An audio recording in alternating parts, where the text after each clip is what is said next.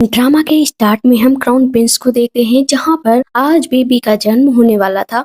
Crown Prince बेसब्री से इंतजार कर रहे होते हैं क्योंकि आज जो बेबी जन्म लेगा वो लकी स्टार भी होगा। तभी नैनी भागते हुए आती है और कहती है प्रिंसेस ने जन्म लिया, लिटिल प्रिंसेस ने, और साथ में मदर और डॉटर दोनों ही सुरक्षित हैं। लेकिन क्राउन प्रिंस इशारा करते हैं अपने सैनिक को, पर सैनिक प्रिंसेस को ले लेता है लेकिन नैनी को मार दिया जाता है कि क्राउन प्रिंस कहते हैं कि मैंने जिस लड़की से प्यार किया वो सिर्फ एक ही है, आज उसने भी बेटी को जन्म दिया है तो दोनों बेटी को बदल दिया जाएगा क्योंकि लकी स्टार तो ये वाली लड़की है, ना कि जो क्राउन प्रिंसेस ने बेटी पैदा की है वो है। वैसे मैं इतना अच्छा तो नहीं हूँ लेकिन पैलेस में शांति तो मुझे भी चाहिए। इसको जान से मार दो जाकर, इसका कोई स्टेटस नहीं होगा।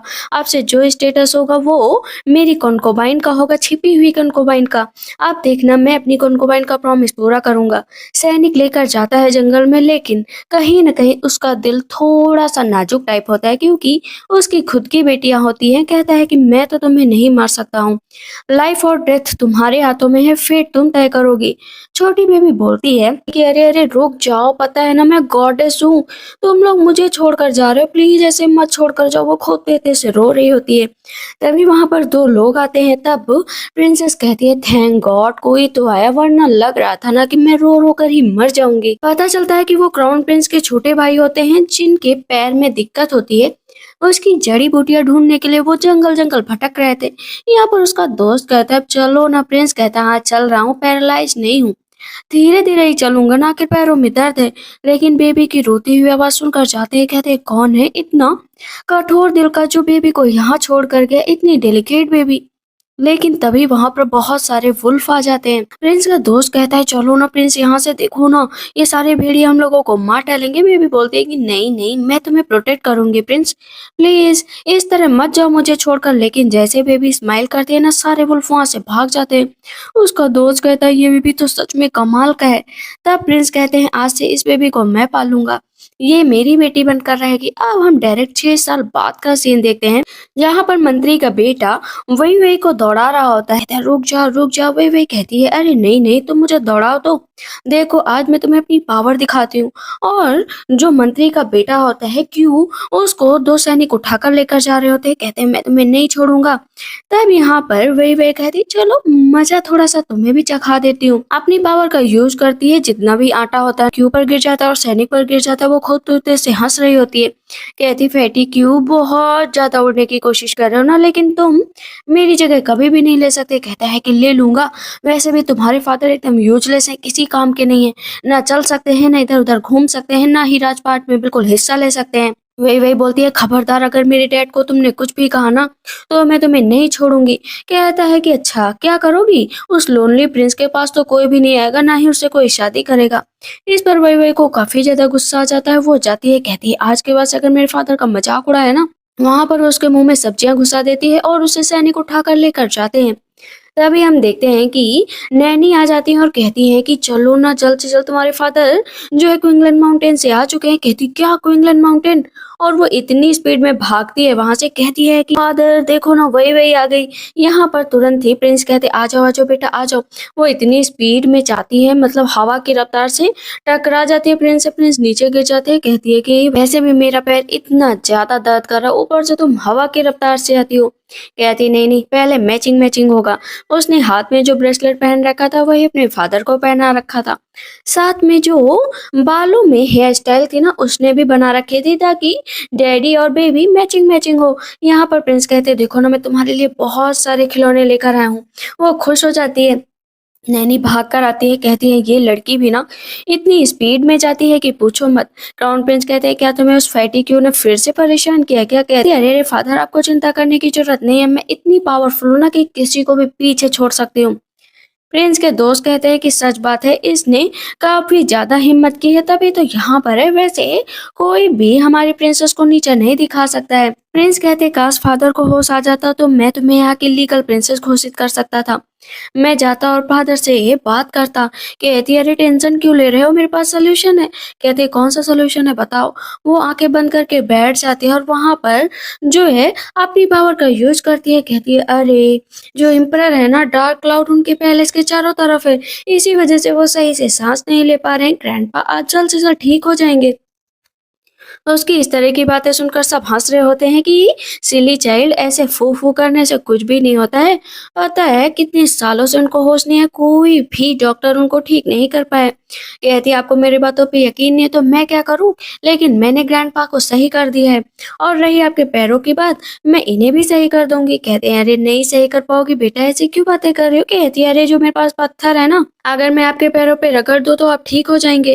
कहते हैं कि ठीक है करके दिखाओ। वो पैरों पर पत्थर रगड़ने लगती है। कहती है ठीक हो गए आप। कहते हैं लेकिन ऐसे कैसे। कहती है अरे आप जानते नहीं मुझे, मैं इस पहाड़, इस समुद्र, इस बादल से भी बहुत बड़ी हूँ। कहते हैं क्या मतलब, ऐसी बातें मत किया करो। प्रिंस तुरंत उठकर भागते हैं, उनके पैर ठीक हो चुके होते हैं। इस पर उसका दोस्त कहता है प्रिंस अपने पैर तो देखिए। प्रिंस को यकीन नहीं होता कि सच में उसके पैर ठीक हो गए। तभी हम देखते हैं कि संदेशा भी आ जाता है कि एम्परर को होश आ गया है। सब लोग भागकर वहां पर जाते हैं।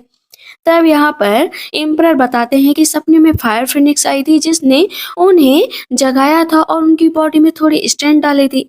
मुझे एकदम क्लियरली उसका चेहरा तो नहीं याद है, लेकिन वो जो है ईस्ट पैलेस से है। कहते हैं अच्छा ईस्ट पैलेस से, तो जो क्राउन प्रिंस है उनकी बेटी ने जन्म लिया है वो एक लकी स्टार है। तब एम्परर कहते हैं हाँ वैसे भी मेरा दूसरे बेटे ने तो शादी की नहीं, तो उसके बच्चे ही कैसे हो सकते हैं। ऑफ कोर्स वही होगी, मुझे उससे मिलना पड़ेगा, उसे कुछ उपहार दे सकूं। अभी हम देखते हैं कि प्रिंस जो है वही वही को लेकर जा रहे होते हैं फादर के पास। कहते हैं वहां पर जाकर ज्यादा बकवास मत करना। लेकिन सामने से क्राउन प्रिंस जिंक्सू को भी लेकर आ रहे होते हैं। साथ में वहां पर फिफ्थ ब्रदर भी होते हैं जो क्राउन प्रिंस के पूरे सपोर्टर होते हैं। क्राउन प्रिंस जब वो प्रिंस को इस तरह चलता हुआ देखते हैं ना, तो थोड़ा सा गुस्सा तो होते हैं, लेकिन फिर चेहरे पर फेक स्माइल लेकर आगे बढ़ते हैं। कहते हैं सेवेंथ ब्रदर, काफी टाइम से तुम्हें नहीं देखा, पैर भी काफी अच्छा हो गया है। पहले तो काफी फनी लगते थे। कहते क्या मतलब फनी लगता था। यहाँ पर सिर्फ क्राउन प्रिंस मजाक उड़ा रहे होते हैं। कहते हैं देखो तुम्हारी वॉक ऐसे थी ऐसे थी। यहाँ पर वे कहते हैं कि हद से ज्यादा इन लोगों का हो रहा है, मुझे इन लोगों को सबक सिखाना ही पड़ेगा। अपनी पावर का यूज कर दिया ना तो क्राउन प्रिंस नीचे गिर जाते हैं। यहाँ पर वही और सेवेंथ प्रिंस खूब तेज से हंसने लगते हैं। क्राउन प्रिंस कहते हैं ये लड़की जो रॉटन गर्ल है यहाँ पर क्या कर रही है, ये हमारे ब्लड लाइन की नहीं है। तुम्हें लगता है कि फादर इसकी तरफ देखेंगे भी? अगर ये जिंदा ही है तो बहुत बड़ी बात है। वैसे ये फैमिली के ब्लड लाइन से बिल्कुल मैच नहीं करती है, तो फादर के पास जाना मतलब अपना टाइम वेस्ट करना है। सेवेंथ प्रिंस कहते हैं ये मेरा मैटर है कि मैं फादर को कैसे कन्विंस करूंगा, आप अपने मैटर पर ध्यान दीजिए। वही जाकर आगे खड़ी हो जाती है और घूरने लगती है, लेकिन जिंक्सू वही को धक्का देकर वहां से चली जाती है। क्राउन प्रिंसेस जब वही को देखती है कहती है कि पता नहीं ये बच्ची इतनी फैमिलियर क्यों लग रही है, ऐसा लगता है कि बहुत ज्यादा मेरा इससे लगाव है। फिर से सेवेंथ प्रिंस कहते हैं देखो वही इस तरह अपनी बातें सबके सामने मत रखना, क्योंकि तुम्हारी बातों को कोई नहीं समझेगा और ट्रबल ऊपर से क्रिएट हो जाएगी। कहती है ठीक है फादर, मैं नॉनसेंस बातें नहीं करूंगी, लेकिन इस तरह अगर क्राउन प्रिंस आपका मजाक उड़ाएंगे ना तो फ्यूचर में उनके लिए बहुत खतरा होगा। वैसे भी उनके सर पर काले बादल मंडरा रहे हैं और आपका ना फ्यूचर एकदम ब्राइट है। कहते हैं ये क्या है, वहां पर ये सब बातें मत करना। मन में सोचती है कि फादर जब तक वही आपके पास है ना, आपका कोई कुछ नहीं कर सकता है। यहाँ पर सबके सब एक साथ बैठे होते हैं, एम्परर का वेट किया जा रहा होता है। जो फिफ्थ प्रिंस है असल में उन्हें लड़के ही पसंद है, इसी वजह से उनकी हरकतें थोड़ी अजीब सी होती हैं। लेकिन जब एम्परर सामने आते हैं तो वो थोड़ा अच्छे से बैठ जाते हैं।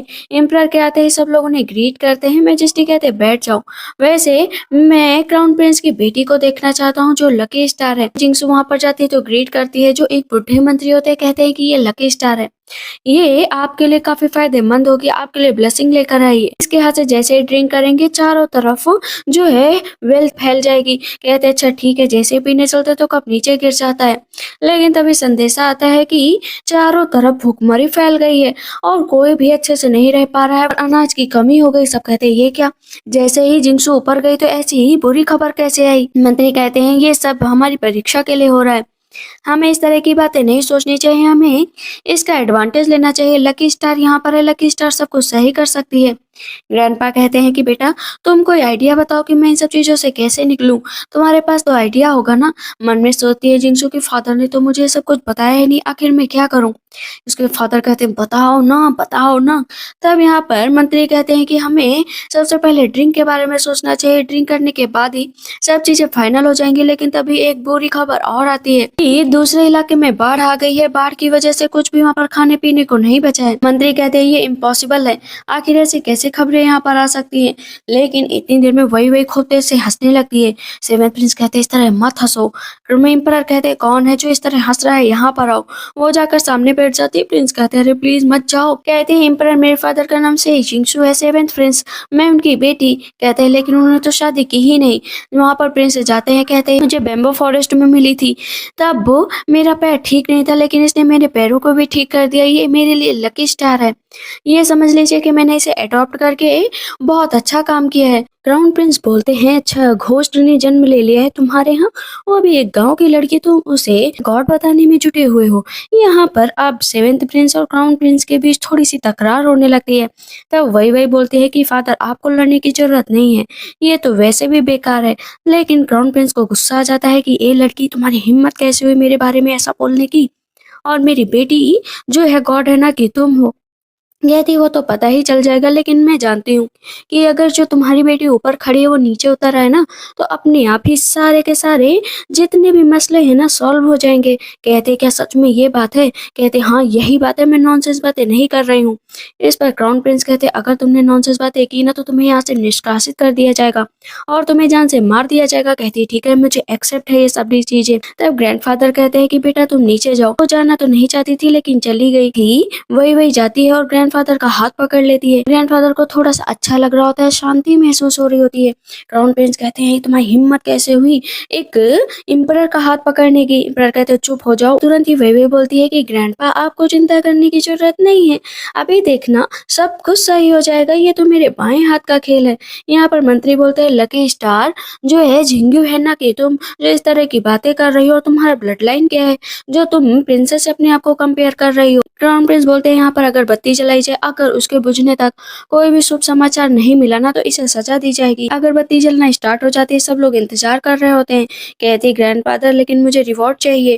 कहते कौन सा रिवॉर्ड चाहिए बताओ ना। कहती मेरे फादर जो आपसे मिल नहीं सकते थे ना उन्हें मिलने की इजाजत दी जाए। कहते ठीक है इजाजत दी जाती है। और टाइम बीता जाता है, बस थोड़ा सा बचा हुआ था अगरबत्ती बुझना। सबके इंतजार जो है दरवाजे की तरफ होता है और यहाँ पर तुरंत सैनिक आकर बताता है कि डिजास्टर से रिलीफ मिल गई है। जहाँ पर सूखा पड़ा था वहाँ पानी बरस गया और जहाँ पर बाढ़ थी वहाँ पर सब कुछ सूख गया। किसी गॉड का ही काम हो सकता है, मामूली इंसान ये सब चीजें नहीं कर सकता है। ग्रैंडफादर तो बहुत खुश हो जाते हैं कि इसे प्रिंसेस की उपाधि जाए। कहती है कि ग्रैंडफादर आप अपनी बातों से मुकर तो नहीं जाएंगे ना। ग्रैंडफादर कहते हैं मेरे गोल्डन वर्ड्स है, इनसे कोई भी नहीं पलट सकता, मतलब कोई भी नहीं। कहती तब ठीक है। यहाँ पर क्राउन प्रिंस खड़े हो जाते हैं। कहते हैं कि फादर डिवाइन पावर मेरी बेटी के अंदर, और इस तरह आप बाहर से आई हुई लड़की को प्रिंसेस की उपाधि कैसे दे सकते हैं? कहती है कि आपने तो देख लिया ना क्राउन प्रिंस की किसके अंदर ताकत है किसके अंदर नहीं है, तो आप यहाँ पर क्यों बोल रहे हैं? वैसे भी वर्ल्ड किसी के ब्लड लाइन से नहीं चलता है, हर इंसान की अपनी अपनी खुद की पहचान होती है। पर वही पूछती है कि बताओ आज का मौसम कैसा होगा जिंगसू? वो बताती है कि आज धूप निकलेगी। सब बहुत खुश होते हैं कि हाँ धूप ही निकलेगी। लेकिन तुरंत ही वो ग्रैंडफादर के कान में कुछ कहती है। ग्रैंडफादर कहते हैं चारों तरफ कैंडल जलवा दिए जाए। कहते अब ये इतने उजाले में भला कैंडल जलवाने का क्या तुक बनता है? एम्परर आप भी पागल हो गए क्या? इस छोटी सी बच्ची की बातों में आप क्यों आ रहे हैं? लेकिन अचानक से पूरा का पूरा रूम काला हो जाता है। पता चलता है कि आज सूर्य ग्रहण है। कहते हैं कि अगर ये लकी स्टार है तो इसे सूर्य ग्रहण के बारे में कैसे नहीं पता चला? पर वही बोलती है कि देखा मैंने कहा था कि इस तरह मेरी बातों का उल्लंघन मत करो, लेकिन तुम लोग मेरी बातों को मानते ही नहीं। इस पर क्राउन प्रिंस कहते हैं कि मुझे नहीं लगता है कि तुम सच बोल रहे हो, जरूर तुमने कोई यहाँ काला जादू किया है। वो बाहर जाने लगते हैं। वही कहती है कि प्लीज क्राउन प्रिंस आप बाहर मत जाइए, लाइटनिंग का आपके ऊपर असर होगा। लेकिन वो मानते ही नहीं। कहते देखते हैं तुम्हारी बातों में कितना दम है। जाते हैं, अचानक से बहुत तेज से धमाका टाइप होता है। पता चलता है क्राउन प्रिंस पूरे काले हो चुके होते हैं, बाल खड़े हो जाते हैं। सब क्राउन प्रिंस को देख कर हंस रहे होते हैं यहाँ तक कि एम्परर भी। लेकिन जब सारे मंत्री भी हंसते हैं तो कहते चुप हो जाओ। जिंगसू को अलग ही गुस्सा आ रहा था। ग्रैंडफादर कहते हैं तुमने तो मुझे खुश कर दिया, वही तुम तो कमाल हो। क्राउन प्रिंस कहते हैं कि आपको याद रखना चाहिए फादर कि जिंगसू आपकी फर्स्ट ग्रैंड डॉटर है, आपको इस तरह उसे अनदेखा नहीं करना चाहिए। मंत्री वगैरह भी कहते हैं कि इस तरह रॉटन गर्ल के पीछे मत पड़ो, लेकिन वो नीचे गिर जाते हैं, उनका दांत टूट जाता है। उन्हें इस हालत में देखकर बाकी सबकी हंसी निकल जाती है। सेवन प्रिंस अभी भी हंस रहे होते हैं। तब एम्परर कहते हैं कि यहाँ पर आओ, आज तुमने पहली बार कुछ अच्छा काम किया है, मुझे इतनी प्यारी बच्चे से मिला है। वो कैंडी देती है ग्रैंडफादर को और कान में कुछ कहती है। कहते हैं ठीक है मैं प्रॉमिस जरूर पूरा करूंगा, लेकिन क्या कहती है ये किसी को नहीं पता। अभी जैसे वो लोग वापस जाते हैं ना अपने रूम पर, तो सभी के सभी ग्रीट कर रहे होते हैं, प्रिंसेस आ गई, प्रिंसेस आ गई। प्रिंस कहते हैं इस तरह मत करो, पहले की तरह रहो ना, मुझे इस तरह रहना पसंद नहीं है। सेवन प्रिंस कहते हैं वही ये बताओ तुम्हारे पास कोई पावर है क्या? कहती है नहीं नहीं फादर, इस तरह हेवन के सीक्रेट को रिवील नहीं करते हैं वरना बहुत दंड मिलेगा। कहते ठीक है नहीं करेंगे। नैनी आती है और बताती है कि कल प्रिंसेस का बर्थडे है, क्यों ना हम लोग बहुत अच्छा सेलिब्रेशन करें ताकि सब कोई रिकॉग्नाइज करे कि प्रिंसेस वही है। कहती हाँ फादर, आप भी तो इतने पावरफुल हो गए हैं, हमें सब एक साथ काम करना चाहिए। इधर हम देखते हैं कि क्राउन प्रिंस का गुस्सा ना बहुत ज्यादा बढ़ गया होता है कि मैंने तुम्हें इतना 6 साल तक बड़ा किया और तुमने मेरी आज वहां पर बेइज्जती की। तुम्हें अपने ऊपर काम करना चाहिए था, लेकिन तुम वहां पर एक चीज प्रेडिक्ट नहीं कर पाई। क्राउन प्रिंसेस कहती हैं कि इस तरह बात मत करो, आखिर एक छोटी सी बच्ची है। कहते हैं छोटी सी बच्ची नहीं फॉक्स गर्ल है, इसी वजह से इसे कुछ पता नहीं है। तभी इनविटेशन आ जाता है। इनविटेशन देखकर कहते हैं किसका इनविटेशन है? वो उठाकर नीचे फेंक देते हैं। कहते हैं ऐसे लड़की को तो मैं कभी देखना ही नहीं चाहता, भला मैं इसके बर्थडे में क्यों जाऊंगा? कहते हैं अच्छा, कल जिंगसू का भी बर्थडे है, कल उस लड़की का भी बर्थडे है, मैं गांव की लड़की का।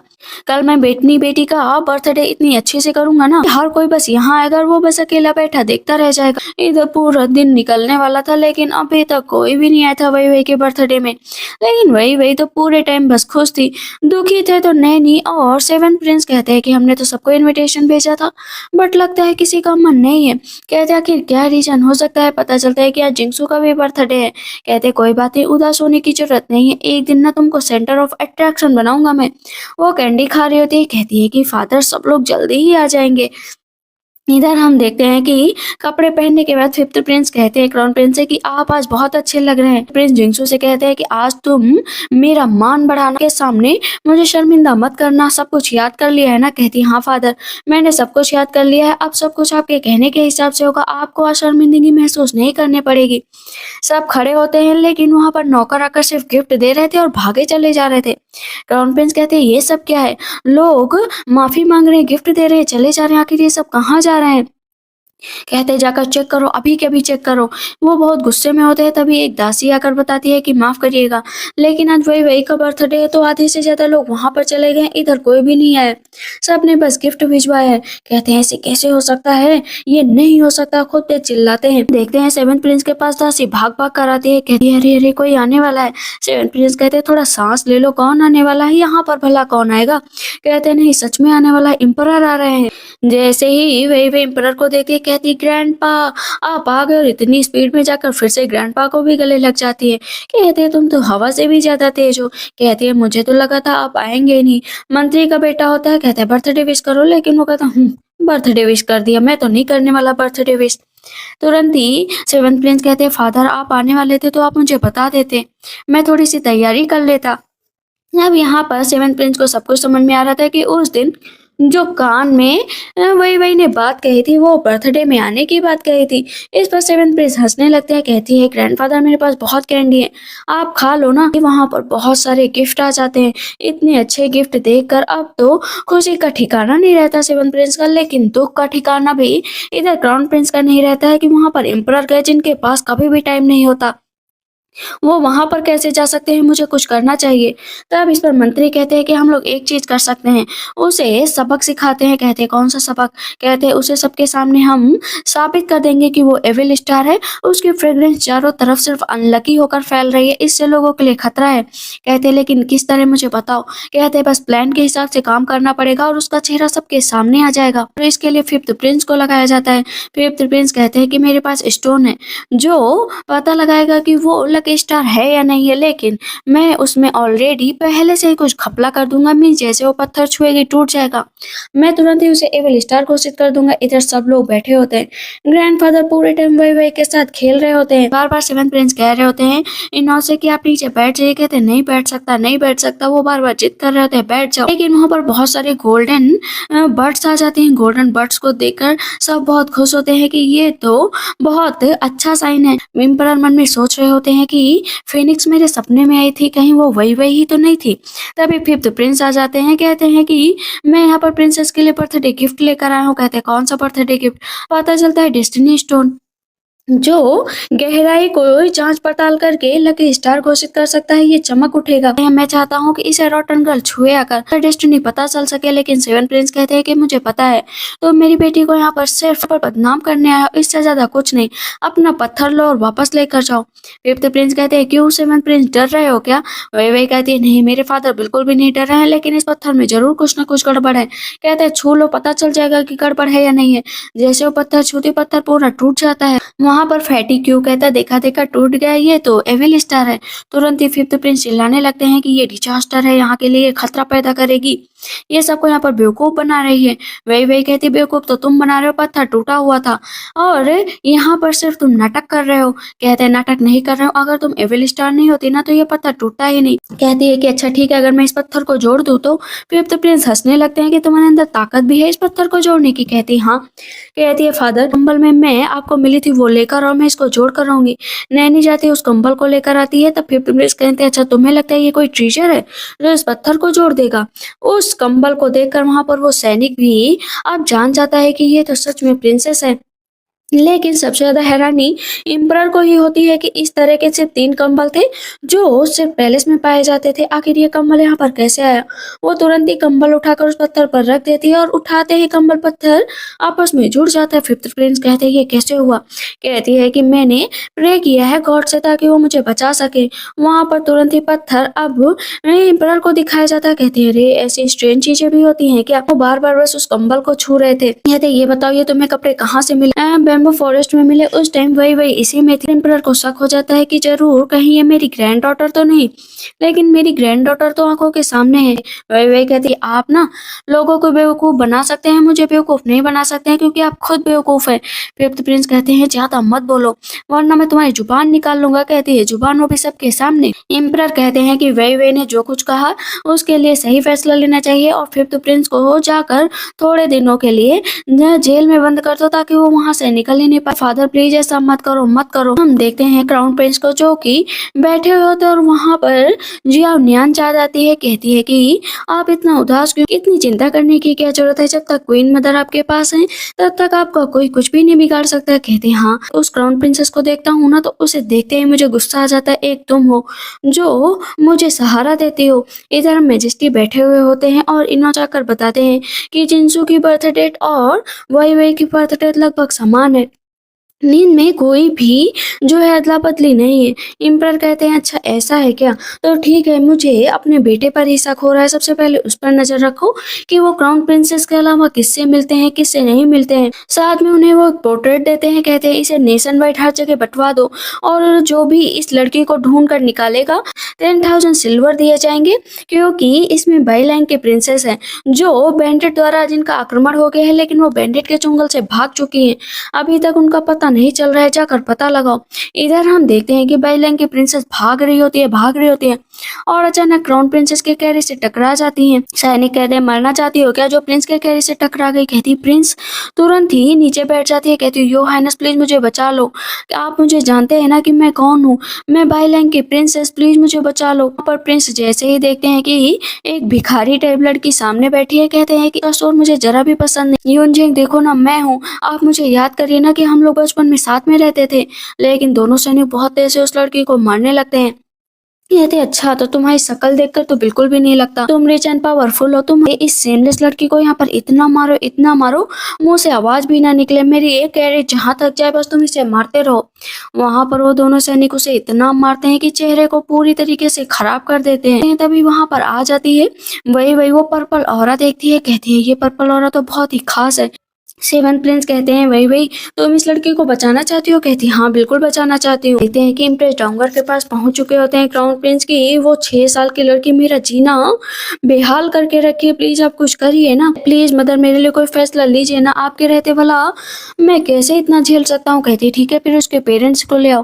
कहते, उसके पेरेंट्स को कहाँ ढूंढूं? कहती, अरे नकली ले आओ। कहती है, वाह मदर आपने तो कमाल कर दिया। इधर हम देखते हैं कि प्रिंसेस को होश आता है तो इस पर वही कहती है, डर डरने की जरूरत नहीं है सिस्टर, आप बहुत अच्छी हैं। लेकिन सेवेंथ प्रिंस को देखकर वो और भी ज्यादा डर जाती है। सेवेंथ प्रिंस कहते हैं क्या हुआ, तुम्हारे फेस पर बहुत ज्यादा घाव हो गए हैं, लेकिन 1 मंथ के अंदर ये सही हो जाएंगे, तुम्हें इतना डरने की जरूरत नहीं है। तो सेवेंथ प्रिंस पूछते हैं आखिर तुम हो कौन। कहती है पिछली बार अपना एड्रेस बताया था तो मुझे इतनी मार पड़ी, इससे बढ़िया है मैं आइडेंटिटी हाइड करके ही यहाँ पर रहूं। पता चलता है कि बायोलॉजिकल पेरेंट्स आ चुके हैं। वही वही के कहते हैं क्या बायोलॉजिकल पेरेंट्स। क्राउन प्रिंस लेकर आ गए हैं बायोलॉजिकल पेरेंट, लेकिन क्राउन प्रिंस खुद सामने खड़े होते हैं। तो सेवन प्रिंस कहते हैं अच्छा ब्रदर तुम हो क्या। इसके फादर कहते हैं क्यों, मैं नहीं हो सकता क्या। वैसे इस लड़की को मैं तो बिल्कुल भी एक्सेप्ट नहीं करने वाला हूँ, ना ही मैं इसका फादर हूँ।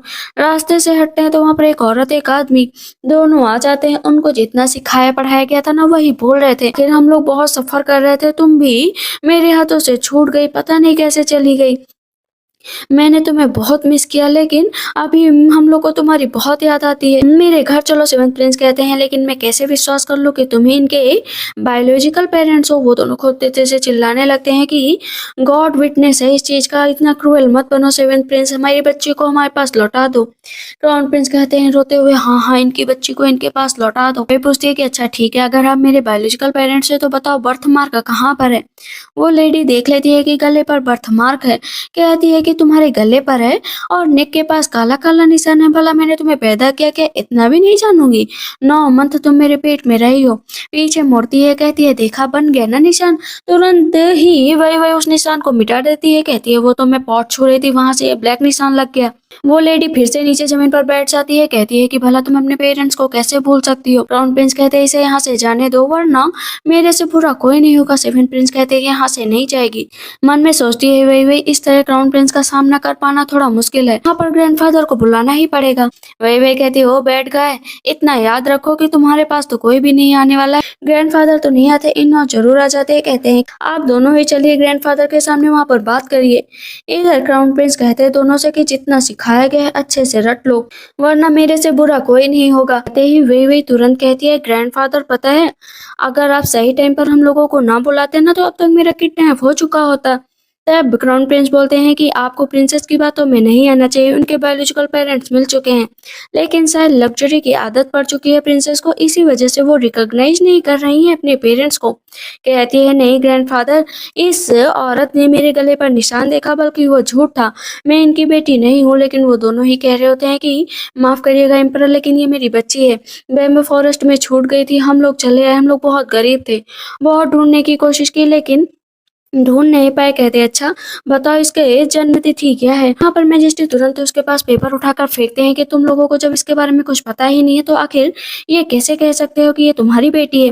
दोनों क्राउन प्रिंस की तरफ देखने लगते हैं तो क्राउन प्रिंस चिल्लाने लगते हैं कि अगर तुम लोगों ने यहाँ पर कुछ भी ऐसा वैसा बिहेवियर किया ना तो तुम लोगों को यहाँ पर जान से मार दिया जाएगा। एम्परर के सामने तुमने ऐसे कैसे झूठ बोल दिया, क्या मरना चाहते हो क्या। यहाँ पर दोनों के दोनों नीचे बैठकर माफी मांग रहे होते कि मुझे माफ कर दीजिए। यहाँ पर सेवेंथ प्रिंस कहते हैं कि फादर इन लोगों को सजा मत दीजिए बल्कि इसकी जांच पड़ताल करवाइए, क्योंकि इन लोगों को एक प्लान के तहत यहाँ पर बुलाया गया है। क्राउन प्रिंस कहते हैं सेवन प्रिंस कहने का मतलब क्या है कि तुम इन्वेस्टिगेशन करवाना चाहते हो, जबकि ऐसा कुछ भी नहीं है। ये लोग अपनी मर्जी से यहाँ पर आए। कहते हैं कि नहीं, ये लोग अपनी मर्जी से यहाँ पर नहीं आए हैं, इन्हें यहाँ पर लाया गया है। उन लोगों को तुरंत उठाकर लेकर जाया जाता है और जांच पड़ताल करने का आदेश दिया जाता है। अब ग्रैंडफादर कहते हैं कि वही के ऊपर खतरा ज्यादा ही मंडरा रहा है, इसी वजह से कुछ गार्ड्स अब से वही के पास रहेंगे। साथ सेवन प्रिंस मन में सोचते हैं कि फादर ने कभी भी मुझे ऐसे ट्रीट नहीं किया, आज पहली बार है कि उन्होंने मेरे ऊपर यकीन किया है। कहते father thank you so much कि आपने मुझ पर यकीन किया। कहते हाँ तुम हो इस लायक। तो इस वहां से क्राउन प्रिंस जाने लगते हैं तो एम्परर कहते हैं 1 मिनट क्राउन प्रिंस तुम यहीं पर रुको। कहते बताइए फादर तुम्हें क्या लगता है कि गवर्नमेंट अफेयर्स में तुम्हारा कितना हस्तक्षेप होना चाहिए और कितना नहीं होना चाहिए। कहते हैं मैं समझा नहीं फादर आप क्या कह रहे हैं। कहते यही कि तुमने जो भी काम किए हैं वो सिर्फ अपनी मर्जी से नहीं दूसरों से करवाए हैं, तुमने कभी भी कोई काम नहीं किया है। तुम्हें क्या लगता है मुझे कुछ पता नहीं है। फेक पेरेंट्स को यहाँ पर कौन लाया, तुम्हें लगता है मैं स्टूपिड हूँ। कहते माफ करिएगा एम्परर, लेकिन मुझे लगा था कि ये यहाँ से चली जाएगी तो सारे प्रॉब्लम सॉल्व हो जाएगा। एम्परर कहते हैं जाओ यहाँ से, दोबारा दिखाई मत देना। सेवन प्रिंस और वही साथ में होते हैं। कहते हैं क्या हो तुम इतनी अनहैप्पी क्यों हो। कहती है नहीं फादर मैं बिल्कुल भी अनहैप्पी नहीं हूँ, वैसे मेरे सिर्फ आप ही फादर हैं और आप ही रहेंगे। उन दोनों को इतना पास में देखकर जो प्रिंसेस होती हैं सोचती हैं कि सेवेंथ प्रिंस के बारे में पूरे राज्य में अफवाह फैली है कि वो बहुत ही बेकार हैं, बहुत ही आलसी हैं, लेकिन उन्हें देखकर लगता है कि वो इतने भी आलसी नहीं, काफी अच्छे हैं। इधर वो झाड़ू लगा रही होती है तो सेवेंथ प्रिंस आते हैं, कहते हैं कि अभी तुम्हारे घाव हील नहीं हुए, इसी वजह से झाड़ू वगैरह मत करो। ऐसी बात नहीं है, मैं खुद थोड़ा बहुत काम करना चाहती हूँ ताकि रिपे कर सकूं। कहते हैं रिपे बाद में कर देना, पहले रिकवर हो जाओ। तुरंत ही प्रिंसेस कहती हैं कि सेवेंथ प्रिंस मैं आपसे एक रिक्वेस्ट करना चाहती हूँ, जैसे मैं ठीक हो जाऊंगी क्या आप मुझे बाय लिंक भेज देंगे। कहते हैं ठीक है। तो एग्री कर रही होती है तो सेवेंथ प्रिंस हाथ पकड़ लेते हैं, दोनों एक दूसरे की तरफ देखने लगते हैं। लेकिन इधर क्राउन प्रिंस फिर से अपनी मदर के पास पहुंच जाते हैं कि फादर तो बिल्कुल अंधे हो गए हैं, वो उस लड़की के प्यार से आगे ही नहीं बढ़ पा रहे। मैंने तुम्हें बताया है ना कि एक और तुम्हारे लिए फैसला ले सकती हूँ। दोनों प्रिंसेस को बुलाया गया होता है ग्रैंड मदर के सामने, दोनों ही ग्रीट करते हैं ग्रैंड मदर को। लेकिन तुरंत ही वे को पता चल जाता है कि यहाँ पर ब्लैक एनर्जी फैली हुई है। ब्लैक एनर्जी किसी और के अंदर नहीं, जिंक्सू के अंदर होती है। वो हाथ पकड़ लेती है, हाथ पकड़ते ही वे जान जाती है कि ग्रैंड मदर आपकी तबीयत ठीक नहीं होगी, अब और भी गड़बड़ हो जाएगी। कहती है वे तुम भी आओ। जैसे ही वो वे का हाथ पकड़ती बेहोश हो जाती है। फिजिशियन आते हैं वहां पर, एम्परर भी आते हैं, कहते हैं क्या हुआ, पड़ताल करो, इतने टाइम में किसने ग्रैंड मदर का हाथ छुआ या ग्रैंड मदर के पास गया। अब इम्प्रेस्ड होंगर की ये हालत देखकर क्राउन प्रिंस कहते हैं कि ये सब वही ने किया है। वैसे मैं ब्लेम तो नहीं करना चाहता हूँ, लेकिन वही ने ही छुआ था लास्ट टाइम मदर को। ग्रैंड मदर भी कहती है हाँ वही की गलती नहीं है, लेकिन वही ने ही मुझे छुआ था। यहाँ पर वही कहती है कि देखो मैंने ऐसा कुछ भी नहीं किया, मेरे ऊपर बस इल्जाम लगाया जा रहा है। सेवन प्रिंस कहते हैं कि वही ने मुझे ठीक किया है तो वो मदर को भी ठीक कर सकती है। वहां पर अब वही जान जाती है कि क्राउन प्रिंस और ग्रैंड मदर आपस में मिले हुए हैं, तो थोड़ा सबक तो सिखाना ही पड़ेगा। ग्रैंड मदर के सर में, पेट में और पैरों में बहुत ज्यादा खुजली करवा देती है। जो वहां पर नेगेटिव एनर्जी का बॉक्स रखा हुआ होता है ना, वो उसे हटा देती है। यहाँ पर क्राउन प्रिंस कहते हैं कि मदर आपको ना अब जिंसू का हाथ पकड़ना चाहिए, जिससे आपके अंदर लक जाग जाए। कहते हैं ठीक है पकड़ो, लेकिन तुरंत ही वे बोलती है कि ग्रैंड मदर आप इससे दूर रहिए, ये एविल स्टार है। यहाँ पर फिजिशियन फिर से पल्स चेक करते हैं, कहते हैं कि पल्स तो गायब हो चुकी है, मरने की कगार पर है। वही को अच्छे से पता था कि मुझे क्या करना है। जाती है और ग्रैंड मदर का हाथ पकड़ती है, कहती है कि भी सब कुछ ठीक हो जाएगा। हाथ पकड़ते ही वहां पर ग्रैंड मदर कहती है कि मैंने तो सोचा था ये लड़की बहुत बुरी है, जिस हिसाब से क्राउन प्रिंस ने बताया था, लेकिन ये तो सच में कितनी अच्छी है, बिल्कुल गॉडेस की तरह। ग्रैंड मदर कहती हैं कि जिंसू तुम अपने पैलेस में जाओ। जिंसू कहती है कि ग्रैंड मदर आप मुझे ऐसे कैसे भगा सकती हैं, बचपन से आप मेरे साथ थी। इस पर क्राउन प्रिंस भी कहते हैं कि मदर आपको ऐसा नहीं करना चाहिए। ये एम्परर कहते हैं निकलो अभी के अभी यहाँ से। जैसे ही वो लोग आने लगते हैं तो वही कहती है रुक जाओ एक मिनट, पॉट रखा हुआ था उसमें एविल हो रहा था, इसका मतलब जानबूझकर ही किसी ने वहां पर रखा है। सामने देखती है कि यूरिन का एक पॉट रखा हुआ होता है। कहती है कि क्राउन प्रिंस आपने जो गलती की है उसकी वजह से यूरिन का बॉक्स आपको चूमना पड़ेगा। डर की वजह से वो यूरिन का बॉक्स चूमने लगते हैं, सब उसके ऊपर हंस रहे होते हैं। रास्ते में हम देखते हैं कि वही सेवेंथ प्रिंस जा रहे हो, लेकिन पता चलता है कि क्राउन प्रिंसेस की तबीयत बहुत खराब है, तो वहां पर वही जाती है, क्राउन प्रिंसेस को सही करती है, वो एक जेडे देती है, कहती है इससे आप एकदम ठीक रहेंगी। तब वो क्राउन प्रिंसेस मन में सोचती है कि देखो मेरी बेटी तो मेरे पास भी नहीं आई, लेकिन वही मुझे ठीक करने यहाँ पर आ गई। अभी क्राउन प्रिंस आ जाते हैं, वही चिढ़ाकर वहां से चली जाती है। क्राउन प्रिंस कहते हैं नाटक करने की हद होती है, नाटक किया ना तुमने ताकि वो वाइल्ड गर्ल यहाँ पर आ सके और तुम तीनों आपस में हाथ मिला सको। जियांग यान बैठी होती है, कहती है कि मुझे पता है बहुत सारी गलत फहमियां हो गई हैं, लेकिन क्यों ना उस लड़की को एक जगह पर बुलाओ, उसे मैं अपने हाथों से जहर दूंगी। इधर बहुत ज्यादा ढूंढने के बाद भी प्रिंसेस नहीं मिली थी। कहते हैं कि अब क्या किया जाए, आखिर प्रिंसेस कब मिलेंगी, मैं तो परेशान हो गया। प्रिंसेस ने बहुत अच्छा खाना बनाया था, तो तभी इनविटेशन आता है कि क्राउन प्रिंसेस ठीक हो गई है, इसी वजह से एक पार्टी रखी गई है जहां पर वही को खास बुलाया गया है। कहती मुझे पता है बैड पीपल ने जरूर वहां पर कोई नाटक किया होगा तभी बुलाया गया है। अभी वो लोग जा ही रहे होते हैं पार्टी में, तब तक नौच आ जाते हैं। सेवन प्रिंस से कहते हैं कि आपको पैलेस में बुलाया गया है। मीन्स वही और प्रिंसेस दोनों साथ में अकेले रह जाएंगी। क्राउन प्रिंस दूर से देख रहे होते हैं कि अब मैं इसको आसानी से मार सकता हूँ। सेवन प्रिंस कहते हैं वही डरना नहीं। कहती है फादर आप जाओ, मैं बिल्कुल भी नहीं डरती हूँ, आखिर आपकी बेटी हूँ। इधर अभी सबका स्वागत किया जा रहा होता है। वहां पर क्राउन प्रिंसेस जैसे ही वही को देखती है तो बहुत खुश हो जाती है। तो इस पर जिंसू कहती है कि मदर आप वही को यहाँ पर क्यों बुला रही है, मुझे ये बिल्कुल पसंद नहीं है, ये विच है। कहती है कि तुमने ये सब कौन सिखा रहा है, इस तरह रूड होकर कौन बात करता है। कहती है आपको इसके साथ रहना है तो रहो, मुझे इसके साथ नहीं रहना। वो गुस्सा होकर चली जाती है। पर सेवन प्रिंस से कहते हैं कि मैं तुम्हारी एबिलिटी को जान गया हूँ, इसीलिए फ्यूचर में तुम्हें मैं मार्शल घोषित करना चाहता हूँ आर्मी का। तुम्हें आर्मी की पूरी जिम्मेदारी उठानी है, साथ में प्रिंसेस को ढूंढना है। ये बाइलैंग की प्रिंसेस है। कहते हैं ठीक है फादर। इधर सब लोग एक साथ में बैठे हुए होते हैं, सब बात कर रहे होते हैं बाइलैंग की प्रिंसेस की कि वो बहुत ही सुंदर है, लेकिन पता नहीं कहाँ चले गए हैं। जो भी उन्हें ढूंढेगा उन्हें 10,000 सिल्वर टेल्स भी मिलेंगे। प्रिंसेस रोने लगती है। कहती है क्या हुआ सिस्टर, आप रो क्यों रही हो। मेड से कहा जाता है कि जाओ और वही वही को ड्रिंक सर्व करो। कहती है मैं बहुत छोटी हूँ, मैं ड्रिंक नहीं कर सकती। लेकिन वही वही को अच्छे से पता था कि इसमें पॉइजन है। कहती है कि अच्छा ठीक है चलो मैं पी लेती हूँ। प्रिंसेस कहती है नहीं तुम नहीं पियोगे, इसे पीने की जरूरत नहीं है। वो नीचे गिरा देती है। कहती ठीक है सिस्टर वन, मैं नहीं पी रही हूँ। तब क्राउन प्रिंस कहते हैं ये मामूली सा जूस है, इसे दोबारा दिया जाए। दोबारा देने का टाइम आता है। प्रिंसेस वॉन कहती हैं कि इस तरह तुम जबरदस्ती नहीं कर सकते हो वही वे के साथ, अगर उसने एक बार मना कर दिया। ये क्राउन प्रिंस कहते हैं एक मेड की मेरे सामने बोलने की हिम्मत कैसे हुई। तुमने अपने आप को क्या बाइलैंग की प्रिंसेस समझ लिया क्या। कहती अच्छा जान गए क्या। वैसे कल रास्ते में तुमने ही मुझे मारने को कहा था, इतना मारा गया मुझे, इतना मारा गया कि मेरे पूरे चेहरे पर ही कट लगा दिए। क्राउन प्रिंसेस कहती हैं कि सच में क्राउन प्रिंस आपने ये किया। कहते हैं अरे ऐसे दो कौड़ी के लोगों को भला मैं क्या ही पूछूं। इस तरह भिखारियों को मैं अपने रास्ते में आता हुआ देखता हूँ तो गुस्सा आती है। ये यूजलेस लोग भला रास्ते में आते ही क्यों हैं। कहती है ठीक है मैं तुम्हें बताऊंगी टाइम आने पर कि मैं कौन हूँ।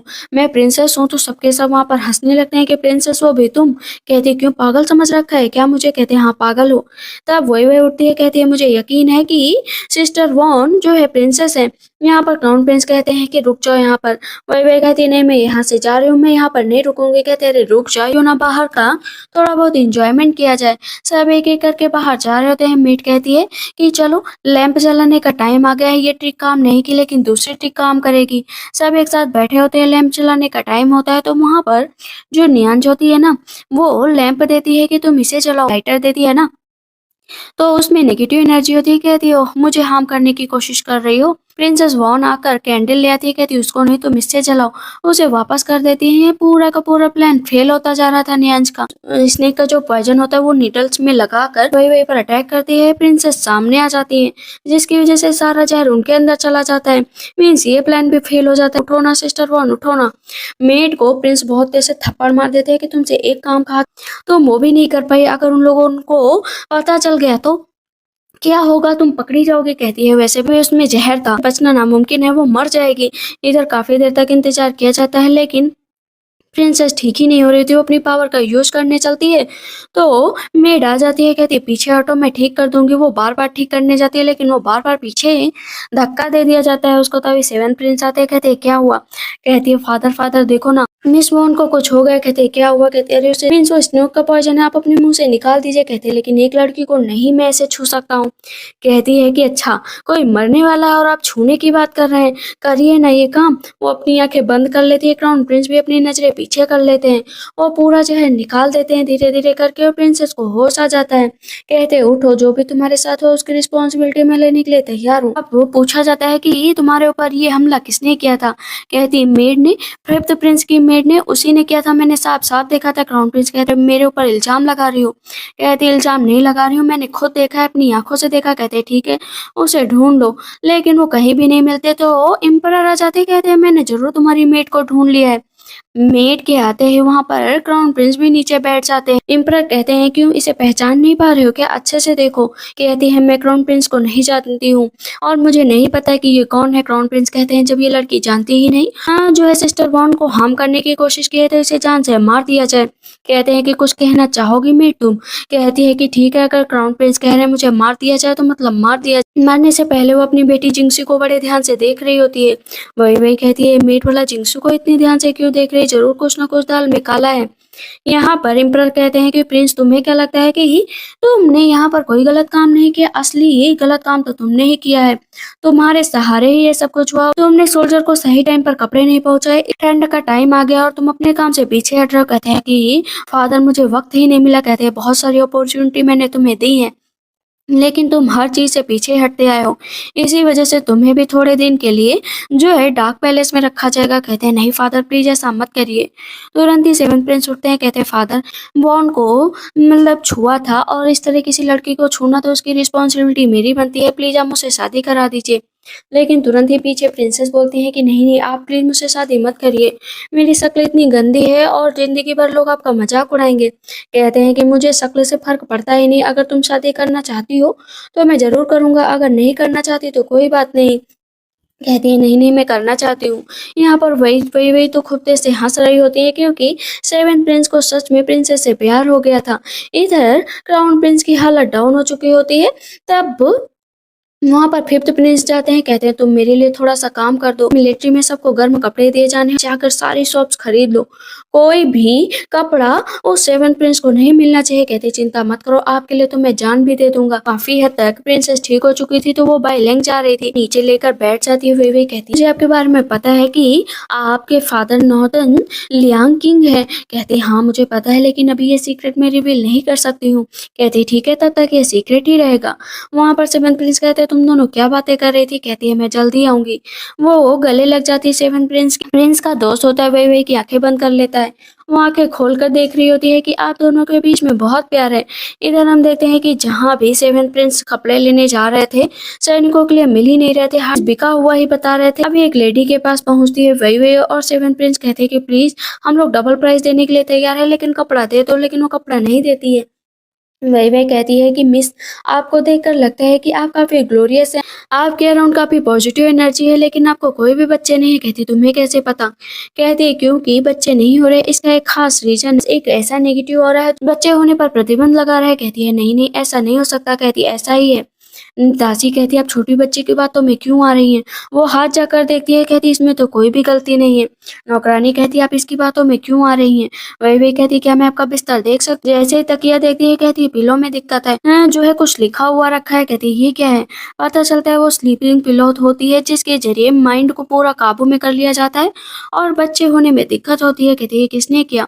पता चलता है कंकुबाइन ने किया, जिसे बहुत अच्छे से उस लेडी ने रखा था। कहती है कि प्रेटी लेडी आपको बहुत ही जल्दी बच्चा होगा, वैसे आपको क्या चाहिए लड़का या लड़की।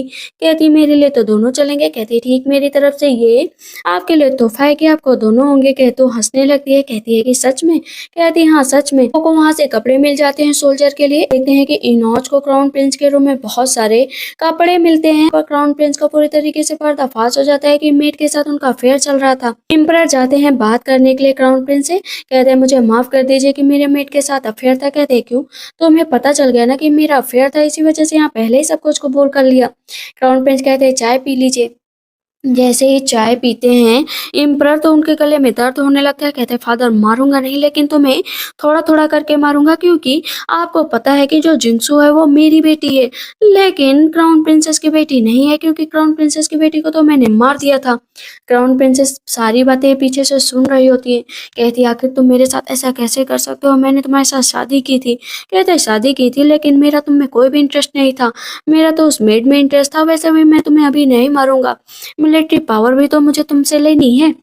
आखिर तुम्हारे फादर के पास सारी मिलिट्री पावर है। फिफ्थ प्रिंस क्राउन प्रिंस की तीनों की चाल होती है कि ओल्ड मैन तो मरने वाला है, वहीं पर तड़प तड़प कर मर जाएगा, 5 दिनों के अंदर ये सारी राजगद्दी मेरी होगी। फिफ्थ प्रिंस कहते हैं कि ठीक है चलो हम लोग आगे की तैयारी करते हैं। कहते हैं हाँ सबसे पहले अपने रास्ते का कांटा हटाना पड़ेगा। मीन सेवंथ प्रिंस रास्ते से जा रहे होते हैं। फिफ्थ प्रिंस कहते हैं कि कहाँ जा रहे हो। कहते हैं फादर से मिलना। कहते हैं अरे फादर से तो नहीं मिल सकते हो, वैसे भी सोल्जर को तुमने कपड़े नहीं पहुंचाए, उसकी वजह से तुम्हें सजा मिलेगी। पहले देख तो लो कपड़े पहुंचे या नहीं पहुंचे। कपड़े पहुंच गए तो क्राउन प्रिंस कहते हैं तुमने कपड़े पहुंचाए हो ना पहुंचाए हो, लेकिन सजा तो तुम्हें तब भी मिलेगी। इन सब चीजों का अब कोई भी मतलब नहीं बनता। वे कहती मतलब कैसे नहीं बनता तुम सबके सब हो बैड पर्सन हो। ये सेवन प्रिंस कहते हैं कि वही सही कह रही है, फादर से मिलना है। तो फिफ्थ प्रिंस हंस रहे होते हैं, लेकिन क्राउन प्रिंस अभी कपड़े देखते हैं ना तो बहुत खुश हो जाते हैं कि फाइनली राजगद्दी उनकी हुई। इधर हम देखते हैं कि सेवन प्रिंस बैठे हुए होते हैं। वही कहती डरने की जरूरत नहीं, मैं हूं ना आपके पास। तभी वही सैनिक जाता है वहां पर, और भी जो सैनिक बैठे होते हैं उनको भगा देता है। जैसे ही मारने के लिए आगे बढ़ता है तुरंत ही तलवार छोड़ देता है। कहता है मुझे माफ कर देना, मैंने ही तुम्हें उस दिन जंगल में छोड़ा था और तुम असली प्रिंसेस हो। कहती है कि अच्छा वो बैड पर्सन मेरा फादर है, लेकिन मैं उसे कभी भी अपना फादर एक्सेप्ट नहीं करूंगी। कहते हैं ठीक है तुम मुझे यहाँ पर मार डालो और यहाँ से भाग जाओ। कहती है नहीं, तुमने मेरी 2 बार जान बचाई है, एक आज एक उस दिन, तो भला मैं तुम्हें मार कैसे सकती हूँ। वहां पर बेहोश करने चलते हैं लेकिन बेहोश नहीं कर पाती, तो प्रिंस उठते हैं, बेहोश करके वहां से वो दोनों चले जाते हैं। धर्म मंत्री कहते हैं कि सब कुछ प्रिपेयर हो चुका है, अब बस आपको राजगद्दी पर बैठना है। इधर बेबी को देखते हैं जो संदेशा भेजती है प्रिंसेस वॉन के पास कि जल्द से जल्द वो लोग यहाँ पर आ जाएंगे, लेकिन सबसे पहले ग्रैंड मदर के पास जाना पड़ेगा ताकि उनकी मदद से ग्रैंड फादर के पास जा सके। जाती है अपने चेहरे पर कपड़ा डालकर कि मैं प्रिंसेस जिंक्सू हूँ, मुझे अपनी ग्रैंड मदर से मिलना है। अंदर जाती तो ग्रैंड मदर कहती क्या हुआ, ग्रैंडफादर की तो तबीयत बहुत खराब है ना। कहती है नहीं नहीं, उन्हें जहर दिया गया है, आपको मेरे साथ चलना पड़ेगा। फिफ्थ प्रिंस बैठे होते हैं और अपने में ही मस्त होते हैं, लेकिन वहां पर मदर को आए देख कर कहते हैं आप यहाँ पर क्यों है, मैं तो फादर का ख्याल रख रहा था। कहती है नहीं, मुझे अकेले में कुछ बात करनी है, तुम यहाँ से जाओ। यहाँ पर ग्रैंड मदर कहती है बस तुम्हारे पास थोड़ा सा मौका है, तुम ग्रैंडफादर को ठीक करो। कहती है ठीक है मैं सही कर दूंगी। लेकिन इधर क्राउन प्रिंस को पता चलता है यांगलिंग की सेना जो यहाँ पर अटैक करने वाली है, तो पहले मैं बात कर लेता हूँ जाकर वहां पे। आप यहाँ पर आए तो अच्छा लगा, ये मेरी बेटी है जो लकी स्टार है। कहते हैं लकी स्टार वो भी तुम्हारी बेटी। कहते हैं हाँ। वहां पर प्रिंसेस आ जाती हैं, प्रिंसेस वॉन अपने चेहरे से कपड़ा हटाती है। कहती क्यों, बेसुध हो गए ना कि मैं कौन हूँ। कहते हैं अरे जब मुझे पता होता ना कि तुम प्रिंसेस हो तो मैं तुम्हारे साथ ऐसा नहीं करता। इस पर मैजेस्टी कहते हैं मेरी बेटी का चेहरा खराब कर दोगे तो मैं तुम्हारा कुछ नहीं करूंगा। जिस बेटी को मैंने कभी आंख उठाकर नहीं देखा उसके साथ तुमने ये सब किया, तुम्हें इसका खामियाजा भुगतना पड़ेगा। कहते हैं क्या करोगी। कहते हैं कि वो करूंगा जो तुम सोच भी नहीं सकती। तभी हम देखते हैं कि वहाँ पर सेवेंथ प्रिंस आ जाते हैं। सेवेंथ प्रिंस को देखकर अब क्राउन प्रिंस कहते हैं कि तुम सबके सब एक साइड हो जाओगे ना, तब भी मेरा कोई कुछ नहीं बिगाड़ सकता, ये सारी आर्मी मेरी है, भले ही तुम कितने भी लोगों को ले आओ लेकिन आज जीत मेरी ही होगी। लेकिन तभी मैजेस्टी पीछे से आ जाते हैं। एम्परर को पीछे आया देखकर अब तो क्राउन प्रिंस के होश उड़ जाते हैं कि आपको जो जहर दिया गया था उससे आप ठीक नहीं हो सकते। कहती है वही वही, हाँ आपको भी ठीक कर सकती हूँ और सबको ठीक कर सकती हूँ, वैसे आपके सैनिक ने ही आपको धोखा दिया। कहते हैं नहीं, तुम मुझे धोखा नहीं दे सकते। कहते हैं माफ करिएगा प्रिंस, लेकिन मैंने उस लड़की को उस दिन नहीं मारा था, ये आपकी बेटी है। कहते हैं क्या सच में ये मेरी बेटी है। जिंक्सू को नीचे धक्का दे देते हैं। कहती है कि फादर आप मेरे साथ ऐसे कैसे कर सकते हैं। कहते हैं मेरी बेटी मुझे माफ कर दो कि तुम्हें मैं पहचान नहीं पाया, तुम मेरी आंखों के सामने थी तब भी। तब वही वही कहती है आप मेरे फादर हो ही नहीं सकते, ना ही ये फिफ्थ प्रिंस मेरे अंकल हैं।